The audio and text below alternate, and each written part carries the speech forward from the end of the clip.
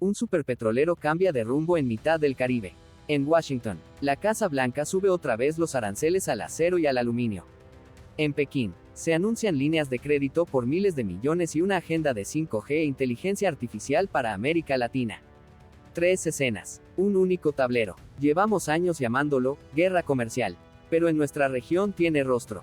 Puertos y fábricas concretas, Monterrey y su acero, Puebla y su cadena del automóvil, Itaguaí y las bobinas que ya no cruzan tan baratas, puertos venezolanos que abren y cierran según licencias. La pregunta ya no es si Trump impuso una ruptura, es cómo ese estilo, aranceles como martillo, sanciones como llave inglesa, condiciona hoy cada decisión de inversión y cada negociación diplomática. ¿Puede América Latina convertir la presión en palanca? ¿O quedará atrapada entre el America First y los cheques chinos? Quédate, vamos a destilar datos, contratos y geopolítica en algo muy sencillo: ¿quién gana? ¿Quién pierde? ¿Y qué margen real tiene la región para decidir su destino? Si te interesa la política que toca tu bolsillo, suscríbete y activa la campana. Empezamos. Para entender el legado comercial de Trump en América Latina hay que empezar por un número: 50%. Ese es el arancel que Washington fijó en 2025 para el acero y el aluminio, elevando la barrera que ya existía desde 2018, 25% y 10%, respectivamente, para Brasil y México, grandes proveedores de acero plano, largos y semiterminados. La diferencia entre 25% y 50% no es un matiz técnico, es la frontera entre seguir vendiendo con margen o redirigir barcos a Europa y Asia. En la práctica, se trata de un shock de acceso que revaloriza cada exención, cupo o licencia que se negocia en Washington. Congress.gov+1. En paralelo, otra pieza clave, el USMCA, la versión renegociada del NAFTA que entró en vigor el 1 de julio de 2020.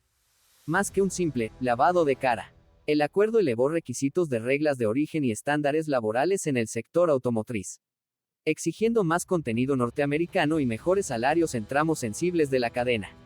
Eso obligó a reconfigurar proveedores en México, con inversiones para cumplir umbrales y auditorías más estrictas. El mensaje fue claro: acceso preferencial, sí, pero con condiciones diseñadas para frenar la deslocalización y proteger empleo industrial en Estados Unidos.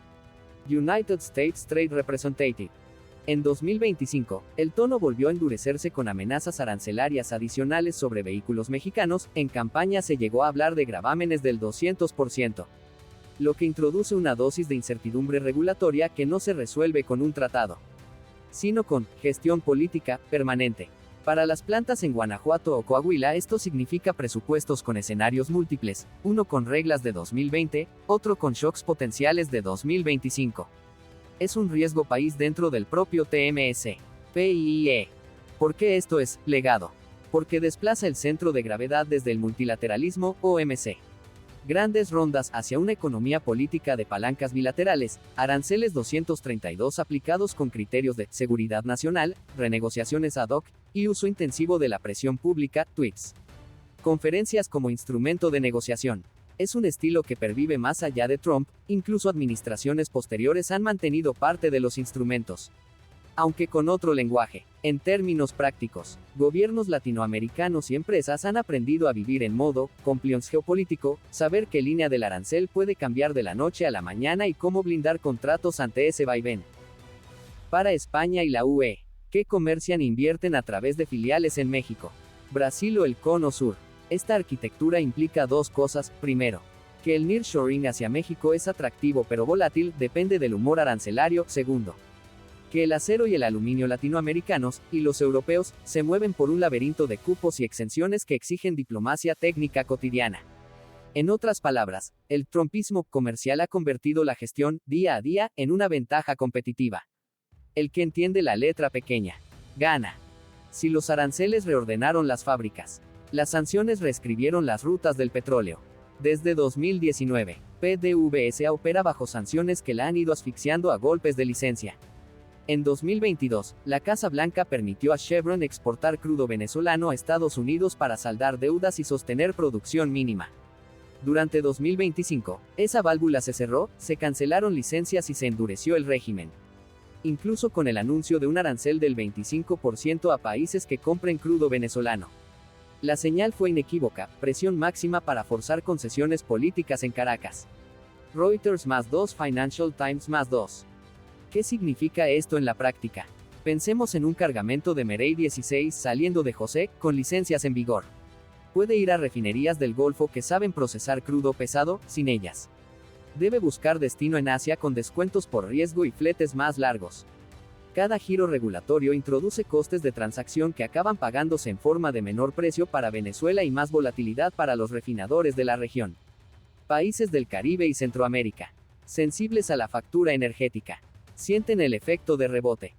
Para Colombia, Brasil y México, el tablero es mixto, por un lado.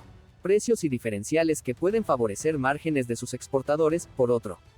Un entorno más tenso que complica planificar inversiones upstream y flujos de diluentes.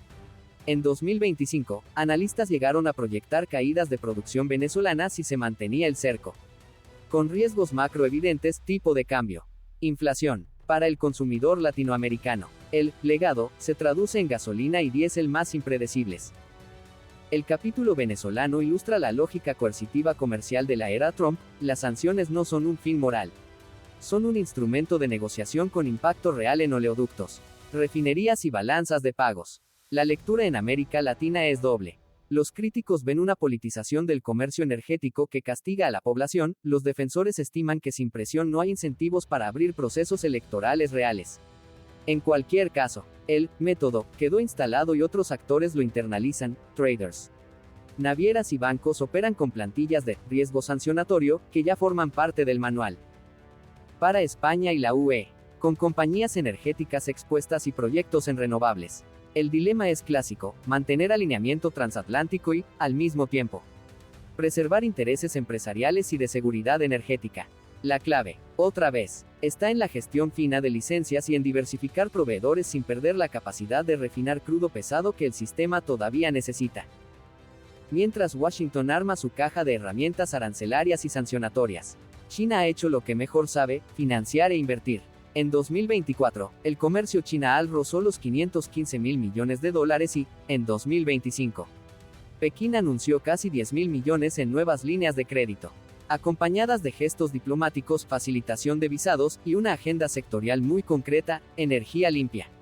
5G, IA y ciberseguridad, no es solo comercio, es infraestructura más datos más normas técnicas. Reuters. La respuesta de Washington en la era Trump tuvo un capítulo clave, Clean Network. Una iniciativa para excluir a proveedores considerados de riesgo en redes 5G y proteger cadenas digitales. En América Latina, ese mensaje dividió a los gobiernos entre los que buscaron un alineamiento tecnológico con Estados Unidos y los que prefirieron mantener puertas abiertas a la financiación y equipos chinos. Por coste y plazos. En 2025, esa fractura tecnológica persiste y se superpone a la disputa comercial clásica. 2017-2021.state.gov+1. El resultado es un tablero híbrido. México capta nearshoring de manufactura orientada a Estados Unidos, pero Brasil y el Cono Sur miran con interés el crédito chino para transición energética y logística. Donde Washington sube aranceles, Pekín ofrece financiación concesional, donde Estados Unidos presiona por estándares de seguridad digital. China llega con implementación rápida. Para las pymes latinoamericanas, y para filiales españolas en la región, la cuestión es operativa: ¿quién paga? ¿Quién compra? ¿Y con qué estándar técnico me evalúan? La salida racional para los gobiernos sería diversificar, aceptar el nearshoring cuando crea empleo formal y transferencia tecnológica. Y aceptar financiamiento chino cuando cubre cuellos de botella. Pero esa tercera vía exige gestión institucional robusta, transparencia en licitaciones y agencias reguladoras capaces de evaluar riesgos de ciber y endeudamiento. En demasiados países, ese músculo todavía está en construcción.